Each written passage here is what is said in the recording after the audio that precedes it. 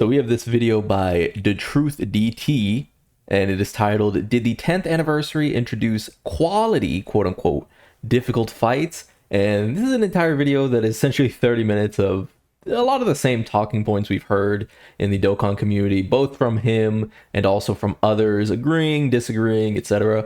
But what I wanted to focus in on is this segment near the end, so we can actually, like, because he asks, he makes a summons for someone to be descriptive and to actually address the issues that Dokkan's content seems to have, the issues, quote unquote, because if you love Dokkan, if you're enjoying Dokkan, far be it from me, some random asshole on the internet, to tell you not to enjoy Dokkan. I think that's the cringiest thing people do in the world, is when someone's having fun, they go, "How fucking dare you?" It's like, who cares? So I'm gonna unmute this. I rarely unmute videos and let them play on my channel, but I'm gonna unmute this and we'll hear from him and then I'll talk about it. Right, like people take an exception to the term quality being used. But, I mean, Mr. Debate right here, one fucking word in quotations, perhaps, I don't know, we could put an argument down. God damn it. And there we have it. So, switching over to the Dokkan challenge page, where we can look at some of the events and talk about it. Why doesn't someone put an argument down? Don't do one words. Actually give reasons. Well, let's give some reasons. So the issue, quote unquote, like I said, with Dokkan is that we currently have this odd dance that Dokkan likes to do. It's sort of the will they, won't they of, quote unquote, long content. And this long content has been realized in a lot of ways. So let's first dissect what that means. All right. So we're going to go into Battle Hard and Formidable Foes. You can pick any of them, but we'll just do the most recent one. And then, of course, Festival of Battles. So, does Dokkan have quality content is our question, and that is the thing we need to assert. Quality. Not does it have varied content, because varied and quality are two different things. They're two very different things. Dokkan does have a lot of varied content.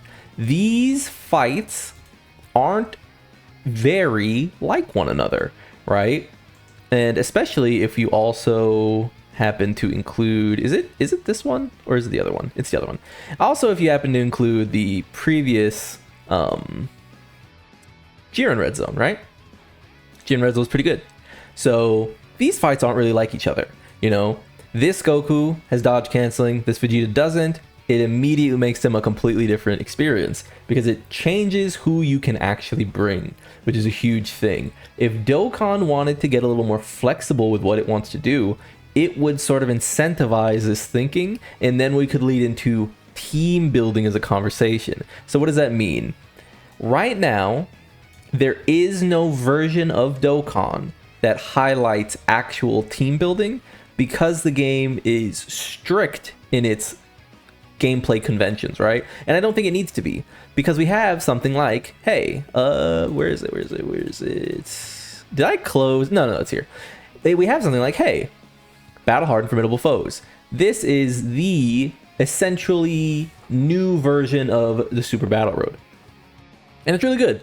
Some characters can be sealed, some characters can be stunned, some characters can be, attack lowered, defense lowered, some characters do actually cancel evasion, some characters don't.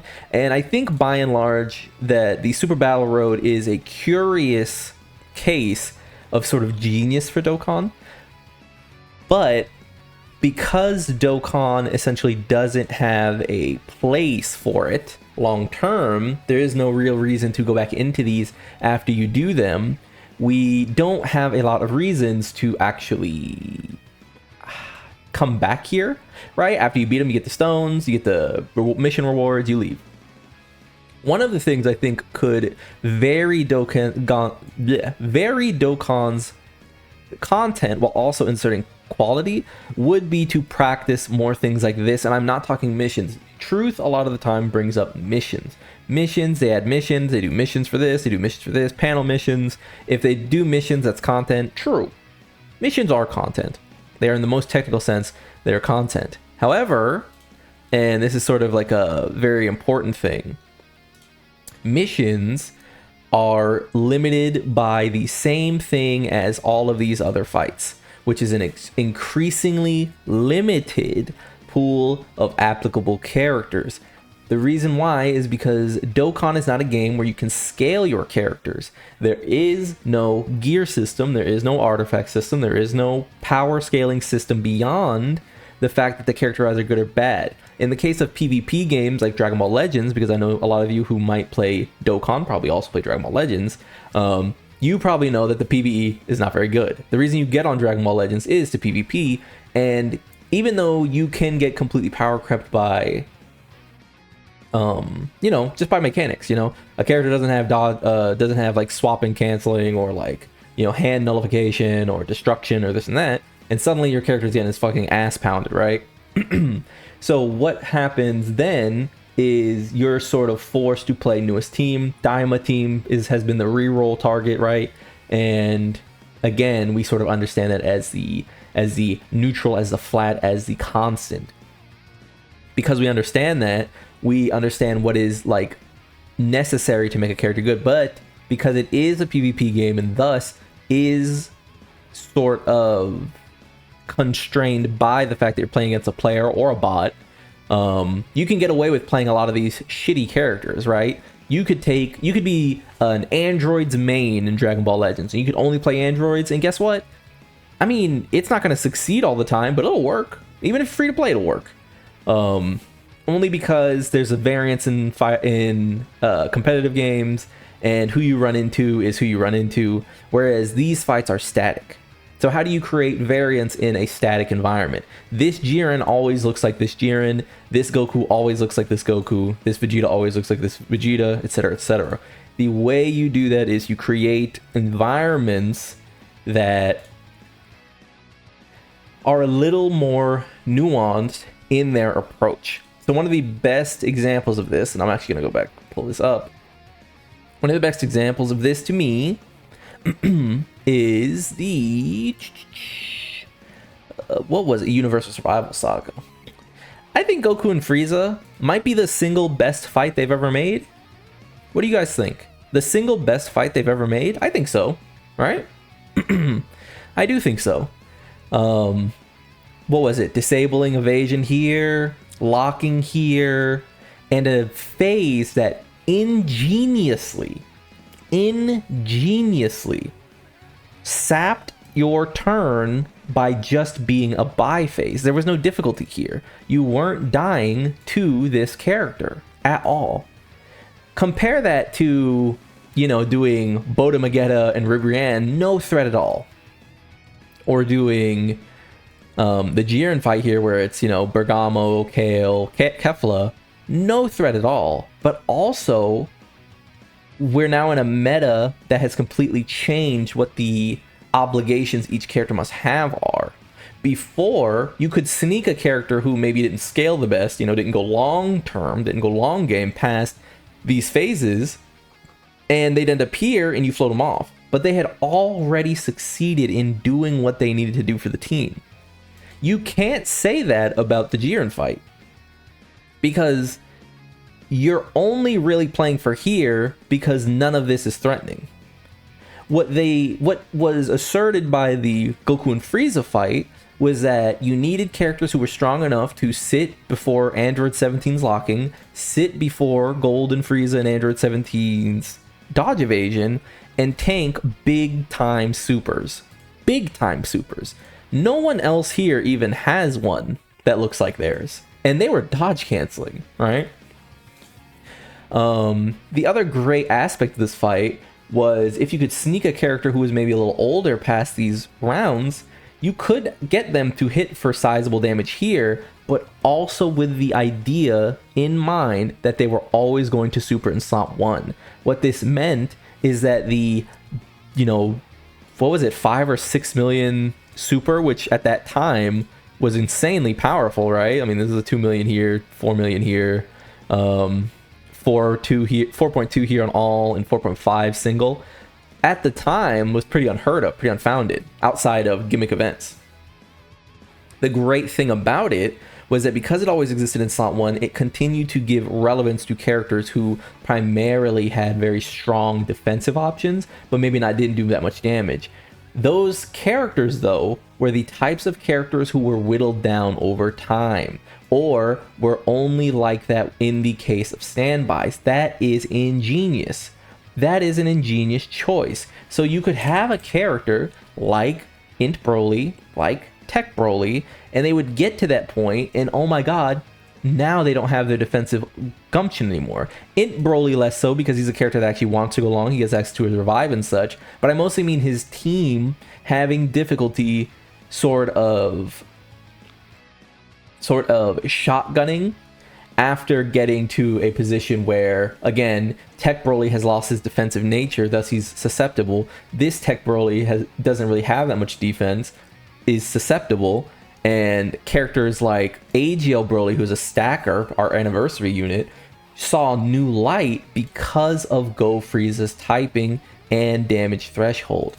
It is ingenious to act as though, to quote Truth and others, to be disingenuous when wondering what people are asking for. I maintain that yes, or I don't maintain, but I support, like if Truth saw this and he was like, well, people complained about Goku and Frieza, sure, but those people are wrong too. Goku and Frieza is a landmark Dokkan achievement. It's a landmark Dokkan achievement, genuinely. This is the best fight this game has had because it understood the strengths and weaknesses of Dokkan inherently. If they wanted to do better, they would have tried to appease the same credentials as, we saw before in fights like this, where now we're sort of looking at like, well, the monkey's paw has curled. Everyone asked for a strong Vegito, and we got one. But the fights aren't... The fights needed to appease Vegito's power level. The fights needed so that Vegito isn't the most dominant character ever in those 2 turns he's available. Take some thinking, And instead of thinking, what Dokkan did is they stacked HP, and they gave turn restrictions, and they stacked HP, and now we're at the point where we've got such a division in the game's content that, it's no longer just, oh, I don't like that fight. It's this fight doesn't even count. And to act like it's just a problem of people asked for turn limit, and now they don't want turns, or now they don't want long fights, it's kind of ridiculous, right? I do think people, let's give True some credit, by the way. I do think people are wrong when they say none of the short fights count anymore. Because even though Battle Hardened Formidable Foes, for example, might take 30 minutes, it's a mobile game. You click off the screen, you come back, you do the fight, you click off the screen, you come back, you do the fight. It's there for you if you want it. The shortness, quote unquote, of the fight, and people can be like obtuse about this all they want, the shortness of the fight refers to it takes about 5 to 6 turns to kill this gamma, and it takes about 5 to 6 turns to kill this gamma. I'm making this number up, but a short amount of time to kill gammas, right? It doesn't take very long, and that is what that reflects. It's not like the event itself. The reason that this is like an untenable and incomparable ask is because it takes 4 to 5 fucking hours, right? True said it takes days for him to record the Festival of Battles videos. And I get why. But undeniably, if we're looking at quality, there has been no better fight than Goku and Frieza. It is the best fight in Dokkan, period. I think that I would be willing to also just give a shout out to, where is it? GT, I think? Yeah. Sin Shenron. This is him, right? He's the AoE one? Maybe I'm misremembering. I could be misremembering. This is the year I started Dokkan. For anyone wondering like why I'm misremembering, but I think it's this one actually. Yeah, Mega Shenron. This is the year I started Dokkan, or slightly before this. And this is also an amazing fight, man. Like, both of these fights are really interesting, and I think that the whiff comes with both the meta they've set up, and also the lack of like what is it? What is the word I'm thinking of? Like, is it ingenuity or whatever? Like, it's the lack of care put into designing hard content after sort of opening the can. Once you make Super Vegito, you can't just ignore him, because you know, this is a gacha, and it's always going to be a gacha. And even though I think Dokkan is weirdly free to play friendly, if you have like the willpower, we're in a position where you got this character for completely free. You got him for free. He's free, you know? You don't need to pull on anything until at least Tanabata, I think. Has there been a single character who has been worth pulling on since Vegeta released? Not really. You can't convince me of that.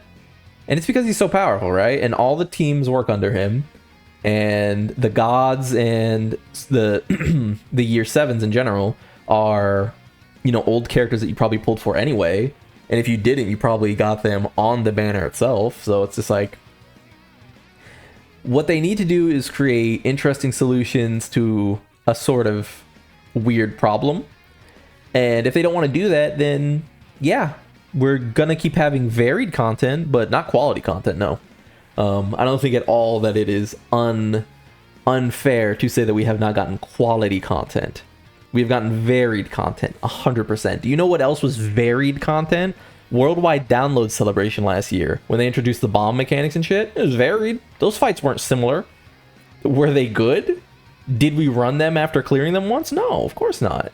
They were not quality. They weren't good. A game is meant to be fun at the end of the day, right? And you know what's fun? Coming up with interesting solutions to weird problems. Let me just... I guess I could make one more point. And the last thing I want to say is that the thing I'm bringing up isn't worth talking about because, you know, Dokkan's such a bad game or we hate Dokkan or anything. It's just because when you create this problem and then you refuse to acknowledge it, if you're Dokkan, you essentially handicap all of the excitement for the year. You know, I said earlier this year that I was pulling for PyCon and Cell, not because I thought it was worth it. Not at all did I think it was worth it. I barely think it was worth it to pull for Hit, if I'm being real. This is a major celebration. We're getting tons of stones right now, and you should save every stone you've gotten. I've made like over 200 stones already in this, just like doing logins, right? Like, so we're getting a lot of rewards, but the reality of those rewards, the flaccid feeling of playing with Hit and Super Saiyan God Goku now, because they come in and they do no fucking damage. I mean, do they do literally no damage? But like, let's be honest. I'm playing with Hit and God Goku, and then at some point I'm like, all right, let's end this fight, dude. Let's end the fight, dude. Let's fucking get Big Daddy out here, because this fight's taking forever. And it's not interesting. We can't say it's interesting. You know what I mean? We can't sit here and lie. Even, oh, they gave us a long fight. Don't be disingenuous now. We can't say it's interesting to do no damage and sit there and go, all right, I guess I should, you know, use Vegito now so this fight actually ends. It's created an odd issue, and Dokkan doesn't know how to fix it, and I've talked about this a lot, but it makes characters feel worse. It doesn't make them literally worse, but it makes them feel worse. And I don't know if you guys have played video games, but feeling is kind of everything. Have you ever played like an FPS, like a shooter, and the gun feels like shit to shoot? It might look, the game might look beautiful, but you know what I mean when I say the gun feels shit to shoot. And then you play a game that looks worse, but there's just something about that something about that control that feels a little nicer. Hey man, it's a real thing. It's a real thing. But with all that being said, like, if you like the video, subscribe, join the club, we all gonna make it, and peace. I'll see y'all for the new information.